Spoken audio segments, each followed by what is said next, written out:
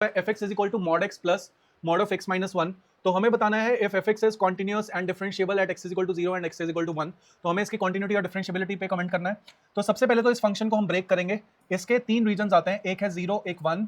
So first region, second region and third region. तो सबसे पहले हम ऑब्जर्व करते हैं x greater than equal to 1 के लिए फंक्शन को लिखा जाएगा f x is equal to x plus x minus one, दोनों की दोनों चीजें पॉजिटिव।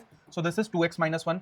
जब x लाई करेगा 0 से 1 के बीच में, तो 0 इंक्लूड कर लेते हैं, 1 को नहीं करते हैं, एफ एक्स बन जाएगा। So this will be positive, this will be negative, so x plus 1 minus x which gives you 1। And जब x की वैल्यू 0 से भी छोटी है तो दोनों के दोनों नेगेटिव, तो एफ एक्स हो जाएगा minus x plus 1, so which is equal to 1 minus 2x। अब अगर देखा जाए तो फंक्शन की क्वांटिटी अगर हम चेक करें, 1 पे फंक्शन की वैल्यू आ रही है 1, ठीक है, और फंक्शन की वैल्यू यहां पे 1 पे इसकी वैल्यू आ रही है again this is equal to 1। तो इसका अगर मैं ग्राफ बनाने की कोशिश करूं तो ग्राफ इसका कुछ ऐसा बनेगा कि 1 के आगे 0 से 1 तक तो ये फंक्शन 1 के इक्वल है, 1 से आगे ये ऐसे जा रहा है और 1 से पीछे कुछ ऐसे जा रहा है। तो कुछ इस तरह से इसका हम ग्राफ प्लॉट कर सकते हैं।